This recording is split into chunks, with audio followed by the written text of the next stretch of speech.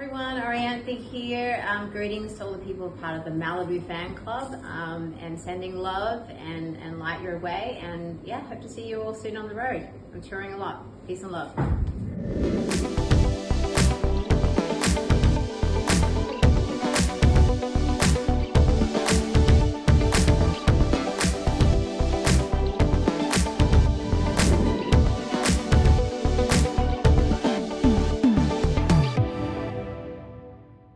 Hallihallo ihr Lieben, in dieser neuen YouTube-Folge möchten wir euch gerne berichten von unserem Treffen und dem Konzert von Orianthi. Orianthi kennen wir alle, es war Michaels Gitarristin bei This Is It und ich finde es immer super spannend, auch Menschen zu treffen, die für This Is It gearbeitet haben. Wir waren auch schon bei Judith Hill und haben Mo Pleasure beim MJ Music Day gesehen. Jetzt fehlte Orianthi wirklich noch auf der Liste und umso schöner war es, dass sie nach Dortmund gekommen ist im Rahmen ihrer Tour und dort ins Musiktheater Piano. Es war auch komplett ausverkauft und wir sind hin. Und das Schöne ist, für MALIBU durften wir sie auch noch interviewen. Sie hat uns ein tolles Interview gegeben, hat sich richtig viel Zeit genommen, hat total gerne über Michael gesprochen, das merkte man ihr richtig an.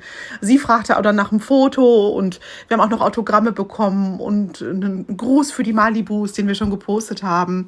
Und das war einfach ein richtig, richtig schöner Abend. Es war wirklich so voll und so heiß, da wo sie aufgetreten ist.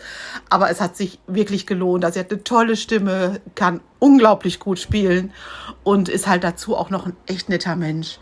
Also wir waren froh, Orianthi jetzt mal live erlebt zu haben, sie getroffen zu haben und wir hoffen, euch gefällt das Interview und die Eindrücke, die wir mitgenommen haben von diesem wundervollen Abend. Und Vanessa und ich waren zusammen da. Wir grüßen euch auch an dieser Stelle und viel Spaß beim Hören und schauen und bis zum nächsten Mal. Eure Jenny. Please don't mind if we ask Michael Jackson questions. Oh yeah, Okay. Now that I know it, okay, great. I was a bit sure. So, how did you meet Michael first, and what did you before This Is It? Well, I met Michael. He called me after he saw me perform with Carrie Underwood at the Grammys. Oh, so cool. He saw that performance and he was putting together This Is It, and he was like, I got a message on MySpace from Michael Bearden, who was a record director and a dear friend of mine, love him. And he said, Michael, to do performance of what we're looking for. And Michael called me with Michael Bearden, and he said, can you learn beat it? You're doing Anna, and I want to be starting something coming the next day. So I did.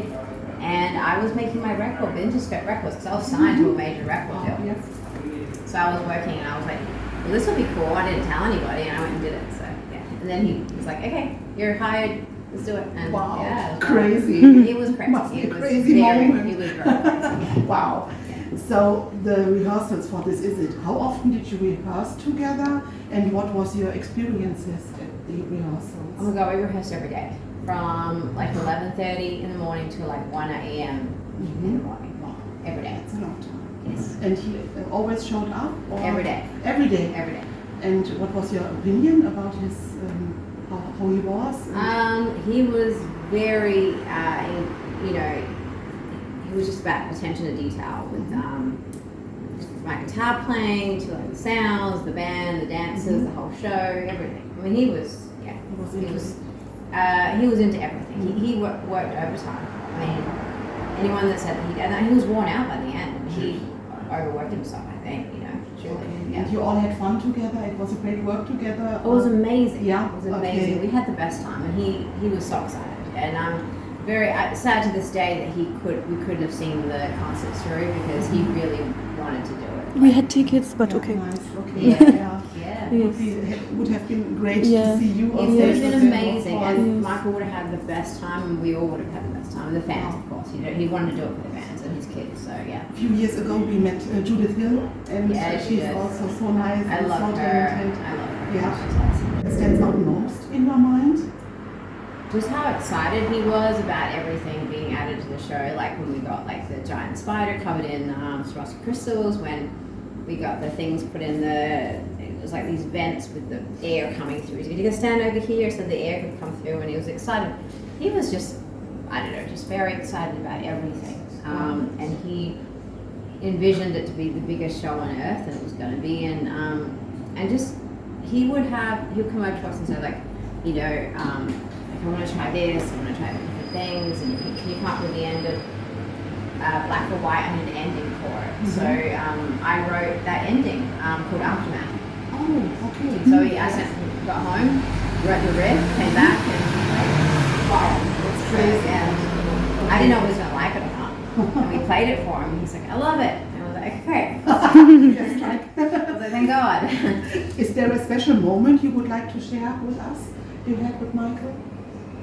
Every moment with him. I mean, when I first got hired to do everything, he was walking through the corridor, and I was walking through the corridor. It was just me and him, and I didn't know whether to say hello to him.